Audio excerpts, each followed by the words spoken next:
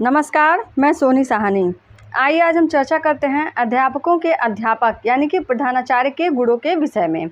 प्रधानाचार्य शब्द ही अपने आप में बहुत कुछ समाहित किए हुए है।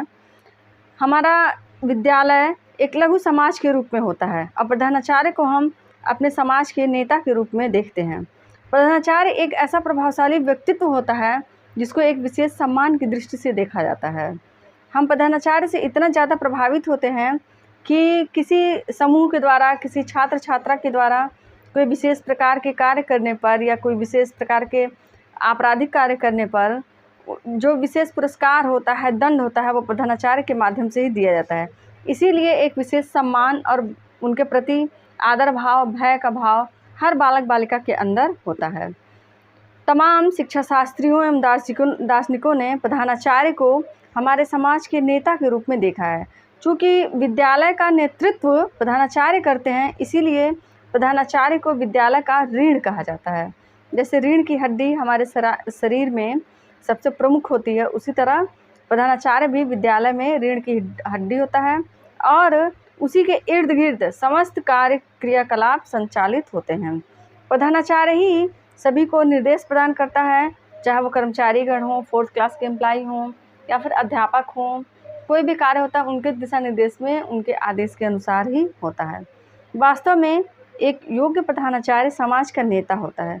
उसके शब्द बहुत ही प्रभावशाली होते हैं और उसके व्यवहार के तरीके बहुत ही अच्छे होते हैं और उसकी प्रकृति बहुत ही प्रिय होती है। इसीलिए वह श्रेष्ठ होता है और उसकी आज्ञा का पालन किया जाता है।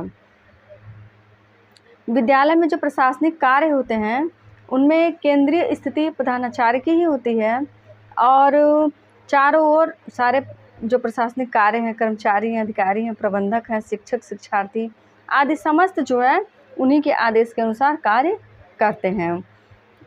प्रधानाचार्य की स्थिति को हम साधारण शब्दों में कह सकते हैं कि वह आकाश में एक ऐसे सूर्य पिंड की तरह हैं जिनके चारों ओर समस्त नक्षत्र चक्कर लगाते हैं। उसी तरह प्रधानाचार्य स्कूल में उसी सूर्यपिंड की तरह कार्य करते हैं जिनके चारों ओर समस्त कर्मचारी, अधिकारी, छात्र छात्राएं उनके आज्ञा के अनुसार ही कार्य करते हैं। विद्यालय के एक प्रमुख नेता के रूप में जो प्रधानाचार्य होते हैं वह महत्वपूर्ण निर्णय लेते हैं और उनके निर्णयों के आधार पर ही मार्गदर्शन का कार्य अध्यापकों को प्रदान किया जाता है। एक राष्ट्र के विद्यालय उनके जीवन के अंग होते हैं और जिनका विशेष कार्य होता है आध्यात्मिक शक्ति को सुदृढ़ करना और ऐतिहासिक निरंतरता को बनाए रखना। और विद्यालय में पास्ट में जो भी असफलताएं हो गई हैं उनसे सबक लेना एवं भविष्य के लिए एक अच्छा आधार तैयार करना जिससे कि भविष्य में ऐसी गलतियां ना हों। मान लीजिए विद्यालय में किसी भी प्रकार का कोई ऐसी घटना हो गई, कोई कार्य हो गई जो हमारे लिए विद्यालय के हित में बेहतर नहीं थी, उन घटनाओं से सबक लेकर आगे के लिए डिसीजन लेना कि क्या होगा, क्या नहीं होगा और कैसे होगा, यह सब प्रधानाचार्य का ही कार्य है। प्रधानाचार्य के अंदर ढेर सारी योग्यताएं होनी चाहिए, जैसे कि उनमें संप्रेषण कौशल होना चाहिए, वह महत्वाकांक्षी हो। महत्वाकांक्षी से तात्पर्य छात्रों के हित में उत्तरोत्तर प्रगति के बारे में सोचने से है। अंतर्दृष्टि उनकी बहुत अच्छी होनी चाहिए, सहयोग का भी भाव होना चाहिए। एक प्रधानाचार्य जब शिक्षकों के साथ सहयोग की भावना रखता है और उनको पहचानता है तभी वह सही से कार्य करवा पाता है। और उनके अंदर मौलिकता भी होनी चाहिए। लीडरशिप क्वालिटी सबसे ज़्यादा ज़रूरी है, क्योंकि यदि लीडरशिप क्वालिटी नहीं होगी, नेतृत्व की भावना नहीं होगी, तो फिर वह किसी भी कार्य को नहीं कर पाएंगे। और साथ ही साथ उनको लोकप्रिय भी होना चाहिए। उनके कार्यों से, उनके व्यक्तित्व से सभी लोग उनको पसंद करते हों, तभी उनकी आज्ञा का पालन भी कर्मचारीगण, शिक्षकगण एवं छात्र छात्राएं भी करते हैं। और उनको डिसीजन मेकिंग भी उनके अंदर होनी चाहिए। अगर उनकी निर्णय शक्ति शक्तिशाली होती है तभी वो तुरंत ऑन द स्पॉट डिसीजन ले पाते हैं और समस्याओं का समाधान हो पाता है। उनके अंदर संवेगात्मक स्थिरता भी होनी चाहिए। अगर इमोशनल स्टेबिलिटी नहीं होगी तो वह अपनी भावनाओं पर नियंत्रण न रखकर डिसीजन लेने में असमर्थ होंगे। नियंत्रण न रख पाने के कारण वह डिसीजन नहीं ले पाएंगे, जिससे विद्यालय का कार्य जो है प्रभावी होता है। वास्तव में प्रधानाचार्य के अधिकारों को एवं उनके कर्तव्यों को समझ पाना बहुत ही बड़ी बात है, क्योंकि जिस तरह हमारे समाज में नेतृत्वकर्ता के रूप में प्रमुख अधिकारियों को रखा जाता है, शीर्ष नेतृत्व को रखा जाता है, उसी तरह प्रधानाचार्य हैं। एक प्रधानाचार्य जो आज एक विद्यालय को चला रहा है, संक्षेप में कहें तो वो कल के पूरे विश्व को चला रहा है, और वह उस विश्व को चला नहीं रहा, कल के विश्व का निर्माण कर रहा है। हम ये कह सकते हैं कि जो प्रधानाचार्य आज विद्यालय को चला रहा है वो कल के विश्व को निर्मित कर रहा है, यानी कि कल का समाज, कल का विश्व कैसा होना चाहिए वह आज के प्रधानाचार्य पर ही निर्भर करता है। इसीलिए प्रधानाचार्य के अंदर जो इंडिविजुअल क्वालिटीज़ हैं, वैयक्तिक गुण हैं, प्रशासनिक गुण हैं, व्यावसायिक गुण हैं, वह उच्च कोटि के होने चाहिए और उन गुणों का होना अनिवार्य है।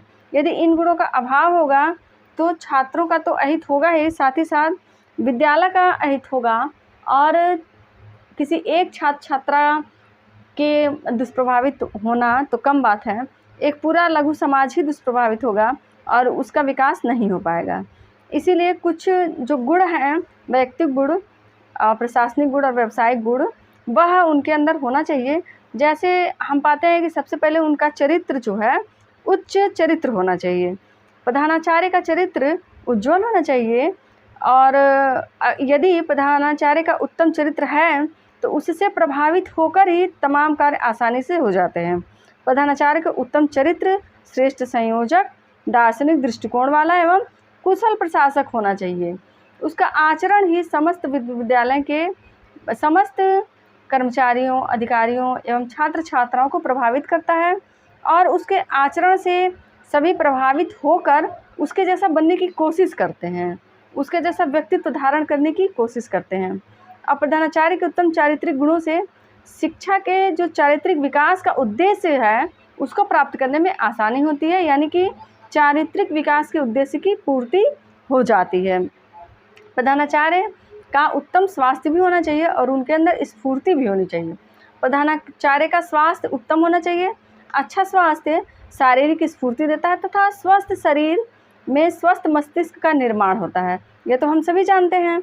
यदि प्रधानाचार्य उत्तम स्वास्थ्य को धारण करेंगे तो उनका मस्तिष्क भी उत्तम तरीके से कार्य करेगा और वो डिसीजन लेने में, किसी को प्रभावित कर पाने में, तमाम जानकारियों को ले पाने में, अपडेट हो पाने में समर्थ होंगे। फिर है कि प्रधानाचार्य का व्यक्तित्व जो है प्रभावशाली होना चाहिए। प्रधानाचार्य का व्यक्तित्व प्रभावशाली होने से वह विद्यालय के सभी लोगों को प्रभावित करते हैं, यानी कि उनकी जो शारीरिक एवं मानसिक व्यवस्थाएं हैं उनका जो मिक्सचर होता है, यानी कि शारीरिक और मानसिक दोनों चीज़ों को मिक्स, मतलब दोनों चीज़ों का एक साथ प्रस्तुतिकरण वो बहुत बेहतर तरीके से कर पाते हैं। यानी कि जो आंतरिक गुण है और बाह्य गुण है दोनों का सम्मिलित प्रभाव वो अपने कार्यों पर दिखाते हैं, जिससे लोग उनसे प्रभावित भी होते हैं और कार्य भी आसानी से हो जाता है। फिर हम देखते हैं कि उनके अंदर नेतृत्व की क्षमता जो है होनी चाहिए। प्रधानाचार्य वह विद्यालय का सफल संचालक तभी बन सकता है जब उसके अंदर लीडरशिप क्वालिटी हो। कोई भी संगठन हो, चाहे वे विद्यालय हो चाहे कुछ भी हो, उसका जो शीर्ष लीडर है उसके अंदर यदि लीडरशिप क्वालिटी नहीं होगी तो वह कैसे फिर किसी से बातचीत कर पाएगा, या वो सबको कोई आदेश दे पाएगा, कोई निर्देश दे पाएगा। विद्यालय उनके लोगों में जनतांत्रिक भावना का विकास प्रबंधक की या फिर प्रधानाचार्य की लीडरशिप क्वालिटी के कारण ही होता है, और प्रधानाचार्य की इस योग्यता का लाभ उठाकर ही, उनके सहयोग से ही विद्यालय जो है सही दिशा और निर्देशन द्वारा शिक्षा के उद्देश्यों को प्राप्त किया जा सकता है। प्रधानाचार्य में आत्मविश्वास जो है वह उच्च कोटि का होना चाहिए, और उनके आत्मविश्वास से ही उनको सफलता मिलती है। प्रधानाचार्य को यदि आत्मविश्वास ही नहीं होगा कि वह जो निर्णय ले रहे हैं उसमें उनको सफलता मिलेगी तो वह खुद ही कन्फ्यूजन की स्थिति में होंगे, इसलिए उनको रिजल्ट पाने में देर होगी। और उनके अंदर आत्मविश्वास होगा तो फिर वह डिसीजन भी ले पाएंगे और ऑर्डर भी दे पाएंगे, और उनके अंदर इच्छा शक्ति भी होगी किसी कार्य को करने की। प्रधानाचार्य को कर्तव्यनिष्ठ होना चाहिए। वह अपनी शिक्षाओं अर्थात जिन नियमों, सिद्धांतों एवं कानून की शिक्षा अपने सहयोगियों एवं छात्रों को देना चाहता है या उनसे करवाना चाहता है, स्वयं भी उन्हीं सिद्धांतों, नियमों का पालन करने वाला हो। यदि स्वयं ही अनुशासित नहीं होगा प्रशासक यानी कि प्रधानाचार्य, तो वह कैसे अपने अध्यापकों को अनुशासित कर पाएगा। अनुशासन की भावना यानी कि अनुशासित होने से उनके अंदर कर्तव्यनिष्ठ भी आ जाती है, कर्तव्यपरायणता भी आ जाती है, और उनके कर्तव्यनिष्ठ होने से ऑटोमेटिक बाकी अध्यापक भी कर्तव्यनिष्ठ हो जाते हैं। प्रधानाचार्य को निष्पक्ष एवं न्यायप्रिय भी होना चाहिए। प्रधानाचार्य को निष्पक्ष एवं न्यायप्रिय होने से विद्यालय में समाज में किसी प्रकार की कटुता एवं द्वेष की भावना नहीं होने पाती, और यदि हो भी जाती है तो प्रधानाचार्य जो है वह सभी लोगों के साथ निष्पक्ष व्यवहार करके एक उचित निर्णय ले पाते हैं। प्रधानाचार्य को सहानुभूतिपूर्ण व्यवहार भी अपने कर्मचारियों अध्यापकों के साथ करना चाहिए, छात्र छात्राओं के साथ करना चाहिए, क्योंकि जहाँ सहानुभूति की आवश्यकता है वहाँ पर यदि सहानुभूति नहीं मिलेगी तो फिर विद्यालय में डिस्टर्बेंस पैदा हो जाएंगी। साथ में लोकतांत्रिक दृष्टिकोण को भी धारण करना चाहिए और उनके अंदर सहसंबंध की भावना भी होनी चाहिए। प्रधानाचार्य जो है एक दूसरे को कोरिलेट करके काम करवा सकें, जैसे स्टूडेंट एंड टीचर और गार्जियन को एक साथ लेकर चल पाना, एक दूसरे की भावनाओं को समझ पाना, एक दूसरे की नीतियों भावनाओं का सम्मिलित डिसीजन ले पाना या फिर उनको लेकर देखकर कार्य कर पाना भी कोरिलेशन की भावना से ही होगा, सहसंबंध करके भावना की होगा। ऐसा ना हो कि विद्यालय में जो शिक्षा प्रदान की जा रही हो, जिन नीतियों का पालन करवाया जा रहा हो, वह आगे चल के समाज में समायोजन करने के दृष्टिकोण से उपयुक्त न हो। तो समाज, विद्यालय एवं विद्यालय के जो तमाम अंग हैं सबको एक साथ लेकर समझकर कार्य करना ही प्रधानाचार्य का दायित्व है। प्रधानाचार्य के अंदर जो प्रशासनिक गुण हैं वह अति महत्वपूर्ण हैं। इनके होने से ही वह एक अच्छा प्रशासक कहलाता है। सबसे पहले वह एक कुशल प्रशासक हो, क्योंकि प्रधानाध्यापक विद्यालय के आंतरिक एवं बाह्य प्रशासन के मध्य की एक कड़ी होता है। वह विद्यालय की आंतरिक व्यवस्था का संबंध बाह्य प्रशासन से स्थापित करता है। वह प्रशासन में गुंबद का आधार रूपी पत्थर है, यानी कि जो प्रशासनिक नीतियां होती हैं सरकार की, गवर्नमेंट की, वह विद्यालय में प्रधानाचार्य के माध्यम से ही संचालित होती हैं। और प्रधानाचार्य प्रशासनिक नीतियों, क्रियाओं को विद्यालय में संचालित करवा पाने में तभी सफल होगा जब उसके अंदर प्रशासनिक क्वालिटी होगी, उच्च कोटि का वो प्रशासक होगा, उसके अंदर नियोजन करने, संगठन करने योग्य शिक्षकों एवं कर्मचारियों को अपॉइंट करने की योग्यता होगी। वह रिपोर्टिंग कर पाएगा एवं बजट वगैरह सही से बना पाएगा, तभी तो वो सरकारी नीतियों के सामने अपनी बातों को रख पाएगा सरकार के सामने, एवं सरकारी नीतियों को विद्यालय में लागू करवा पाएगा।